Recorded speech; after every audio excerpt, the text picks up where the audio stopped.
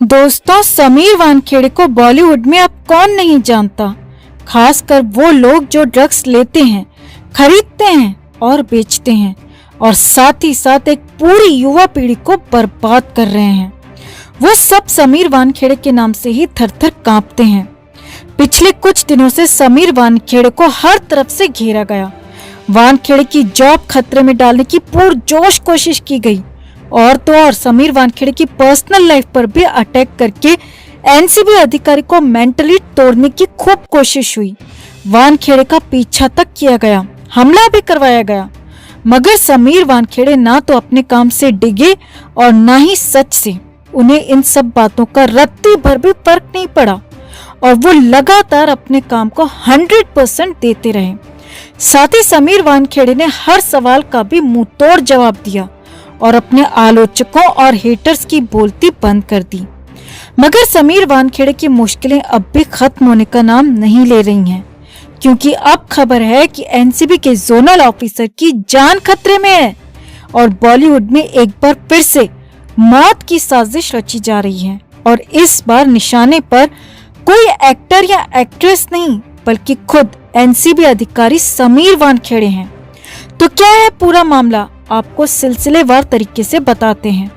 आप भी वीडियो को लाइक और शेयर कर अपना प्यार और सपोर्ट दिखाएं और कमेंट में अपनी बात, अपनी राय जरूर रखें। तो अब तक तो बॉलीवुड में एक्टर या एक्ट्रेस की जान ली गई। दिव्या भारती, जिया खान, दिशा सालियान और सुशांत सिंह राजपूत जैसे बाहरी टैलेंटेड कलाकारों का शिकार किया गया। मगर अब पहली बार एक ऑफिसर के खिलाफ षड्यंत्र रचा जा रहा है और वो भी बॉलीवुड में। जी हाँ, ये चौंकाने वाला और बेहद हैरान करने वाला खुलासा एक रिपोर्ट में किया गया है। इसी रिपोर्ट में कहा गया है कि जैसे ही समीर वानखेड़े की वापसी की चर्चा शुरू हुई है, वैसे ही समीर वानखेड़े की जान को खतरा और भी बढ़ गया है। सूत्रों की माने तो ये रिपोर्ट मुंबई की क्रिमिनल न्यूज वेबसाइट द्वारा छापी गई है और इस रिपोर्ट में दावा किया गया है कि एनसीबी अधिकारी समीर वानखेड़े को मारने की कोशिश हो सकती है और इसके लिए बॉलीवुड में बेहद गंदी और घिनौनी साजिश रची जा रही है। वैसे आपको याद दिला दें दोस्तों, पिछले साल भी ड्रग्स के खिलाफ कार्रवाई करने के दौरान समीर वानखेड़े और उनकी टीम पर जानलेवा हमला किया गया था और इसी साल आर्यन खान की गिरफ्तारी के बाद समीर वानखेड़े का पीछा किया गया था। खुद समीर वानखेड़े ने कुछ सीसीटीवी फुटेज भी सबूत के तौर पर दिए थे। इसके बाद समीर वानखेड़े की सुरक्षा को और बढ़ा दिया गया था और अब एक बार फिर से ये खबरें आना कि समीर वानखेड़े की जान को खतरा है, ये वाकई में बेहद परेशान करने वाला है।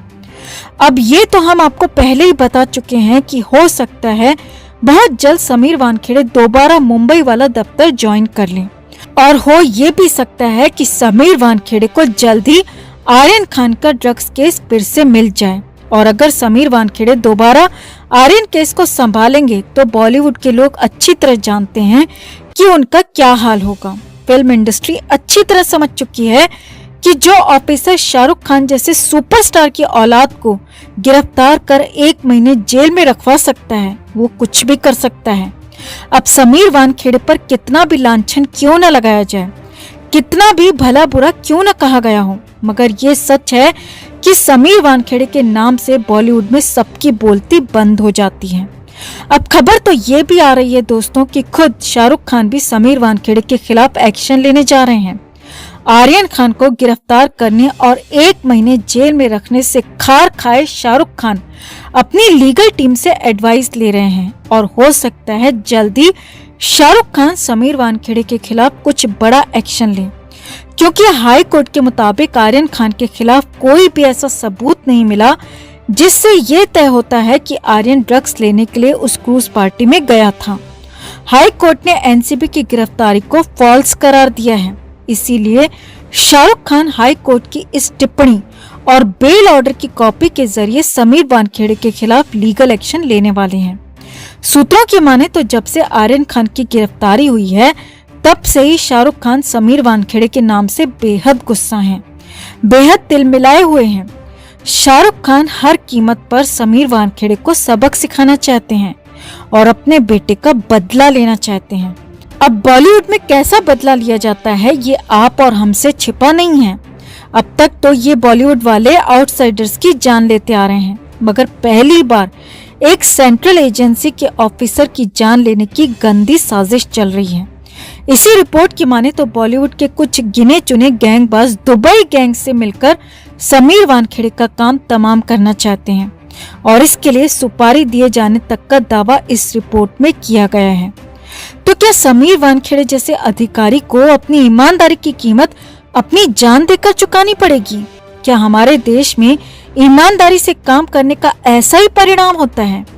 और क्या अब वक्त आ गया है कि देश के गृह मंत्री को समीर वानखेड़े जैसे ऑफिसर के लिए स्टैंड लेना चाहिए और उन्हें आजादी से काम करने की पूरी फ्रीडम देनी चाहिए, ताकि ड्रग्स के जाल में युवा पीढ़ी को बर्बाद होने से बचाया जा सके और बर्बाद करने वाले यूं खुलेआम ना घूम सकें। तो आपका समीर वानखेड़े को लेकर और बॉलीवुड में चल रहे गंदे षड्यंत्र को लेकर क्या कहना है दोस्तों? कमेंट में आप भी अपनी बात, अपनी राय जरूर रखें और वीडियो को लाइक और शेयर कर अपना प्यार और सपोर्ट भी जरूर दिखाएं। आर्यन खान केस में मुंबई पुलिस की एसआईटी और एनसीबी की विजिलेंस टीम लगातार जांच कर रही है। जांच के दौरान ये सबूत मिले हैं कि किरण गोसावी और उसकी टीम ने मिलकर एक जबरदस्त 2 चक्र वाला चक्रव्यूह तैयार किया था, जिस चक्रव्यूह में आर्यन खान और उसके साथियों को फंसाकर 25 करोड़ की वसूली करनी थी। साजिश के तहत सुनील पाटिल, किरण गोसावी और मनीष भानुशाली ने प्लान बनाया था कि क्रूज पर रेव पार्टी होने की जानकारी एनसीबी को देकर और वहां रेड मारकर आर्यन और उसके दोस्तों को हिरासत में लिया जाए और खुद को भी एनसीबी अफसर बताकर शाहरुख खान से 25 करोड़ वसूल लिए जाएं। प्लान ये भी था कि अगर ऐसा नहीं होता है तो एनसीबी से बचाने के नाम पर करोड़ों रुपए की वसूली की जाए। इससे पहले कि गैंग अपने मंसूबे में कामयाब हो पाता, एनसीबी के अफसरों ने पहली खेप में आर्यन समेत 8 लोगों की गिरफ्तारी दिखा दी। यही वजह थी कि किरण गोसावी और उसकी कंपनी को 50 लाख की किस्त वापस करनी पड़ गई। दरअसल प्लान के मुताबिक आर्यन खान को रेड के दौरान पकड़े जाने से छुड़ाने के नाम पर किरण गोसावी ने पूजा ददलानी से 18 करोड़ में डील फाइनल की और 3 तारीख को हाजी अली चौक पर 50 लाख की पहली किस्त ली, जिसमें से 25 लाख रुपए हवाला के जरिए सुनील पाटिल को भेजे गए। लेकिन किरण की आर्यन के साथ ली गई एक सेल्फी की वजह से प्लान फेल हो गया और सुनील पाटिल ने 25 लाख रुपए वापस कर दिया और बाकी के 25 लाख किरण गोसावी लेकर फरार हो गया था। एनसीबी सूत्रों की माने तो इस साजिश का मास्टरमाइंड सुनील पाटिल है, जिसने अहमदाबाद में बैठकर ये चक्रव्यूह रचा था, जिसको अंजाम देने के लिए सुनील पाटिल ने किरण गोसावी और मनीष भानुशाली को चुना था। इन तीनों की तिकड़ी रेड के काफी दिन पहले से ही आर्यन के बारे में जानकारी जुटा रही थी।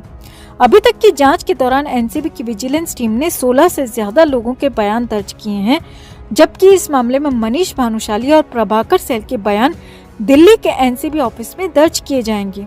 एनसीबी की विजिलेंस टीम पहले ही साफ कर चुकी है कि एनडीपीएस कोर्ट में किरण गोसावी से यरवड़ा जेल में जाकर पूछताछ की जाएगी।